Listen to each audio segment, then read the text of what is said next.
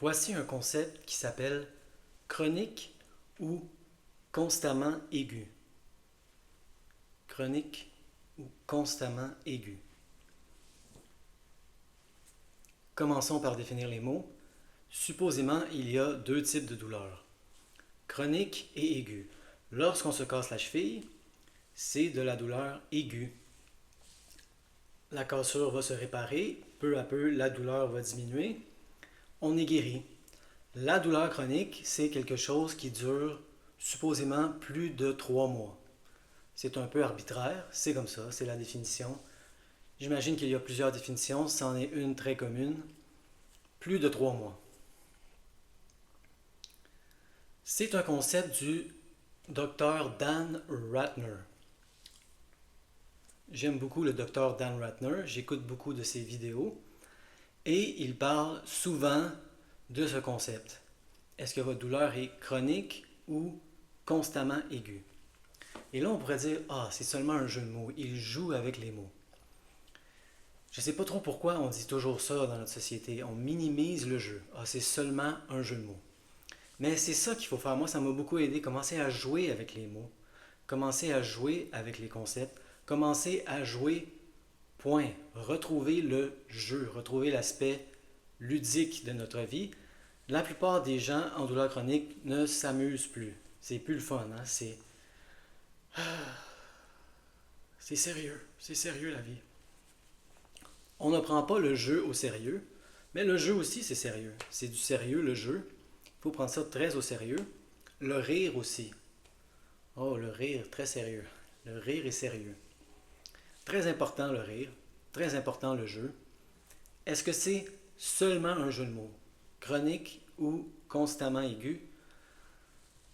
Si c'était seulement un jeu de mots, je trouve que ça serait déjà assez. Ça nous aide à sortir de nos ornières. Chronique. J'ai de la douleur chronique. Quel message ça envoie à notre subconscient? Ça ne s'en ira jamais. Non, j'ai de la douleur constamment aiguë. Ça nous redonne le contrôle.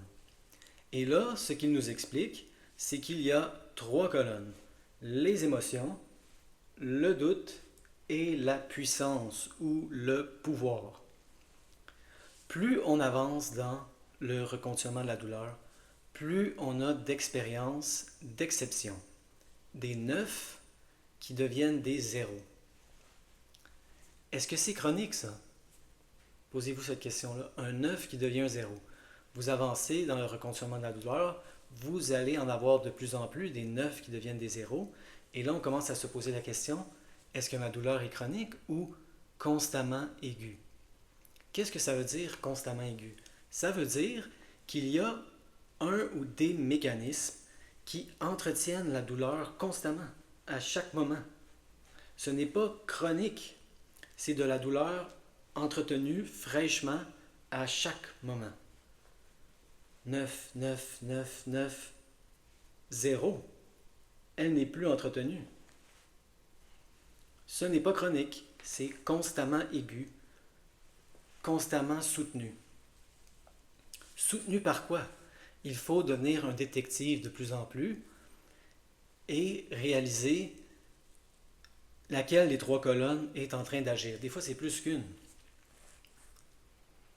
Nos émotions, il faut toujours aller dans nos émotions. Les doutes, le pouvoir. Lui, sa chaîne s'appelle Écraser le doute. Donc, commençons par le doute. Le doute, c'est... Je pense pas qu'il y ait une colonne plus importante que les autres, mais c'est vraiment le gros du travail, le doute. Certaines personnes peuvent dire, je suis convaincu que ma douleur est neuroplastique, assis sur une chaise. Ah oui, je suis convaincu. Mais lorsqu'ils arrivent pour bouger, ils hésitent. Donc là, il faut se poser la question, à quel point je suis convaincu? C'est quelque chose d'être convaincu intellectuellement assis sur une chaise, c'est autre chose de bouger le plus normalement possible. Pourquoi? Parce que si votre douleur est neuroplastique, vous êtes normal. Il n'y a rien de brisé. Donc, vous pouvez utiliser votre corps comme vous l'entendez et il n'y aura aucun dommage. Un bon exercice pour réaliser ça, c'est de penser à des mouvements qui d'habitude déclenchent la douleur. Si par exemple c'est ramasser un objet, on se lève debout et là, on s'imagine ramasser un objet. Si on fait une grimace juste à y penser, ça va faire mal. Je ne sais pas si vous voyez ici que ça c'est l'esprit, ce n'est pas le corps. Ça aide, selon Howard Schubiner, de faire le geste dans son esprit à plusieurs reprises avant de ramasser l'objet. On fait le geste. Moi, ça me prenait de 10 à 15 fois dans ma tête. Là, ça faisait plus mal, juste à y penser. Et là, je me penchais et j'essayais de me pencher en prenant l'objet le plus normalement possible, sans aucune retenue. Parce que même quand moi j'aurais dit à cette étape-là, je suis convaincu à 100% que c'est neuroplastique intellectuellement, mais je me retenais encore. On n'est pas convaincu, encore du doute. Quelles émotions sont en moi au moment où la douleur est soit maintenue ou augmente? À quoi?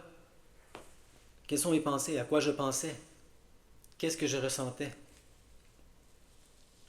Comment je me sens dans ma vie? Est-ce que je me sens comme si je suis aligné avec moi-même, aligné avec mes propres valeurs et que j'agis dans mon pouvoir, dans la puissance, dans la décision? Je peux, je veux, je le fais. Confiance.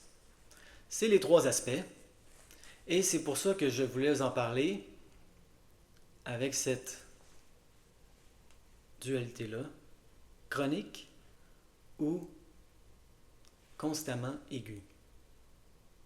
C'est une excellente question. C'est une question qui, j'espère, va vous sortir de vos ornières habituelles. Moi, ma douleur chronique, je souffre de douleur chronique. Les 9 deviennent des 0. Ce n'est pas chronique, c'est plutôt constamment aigu.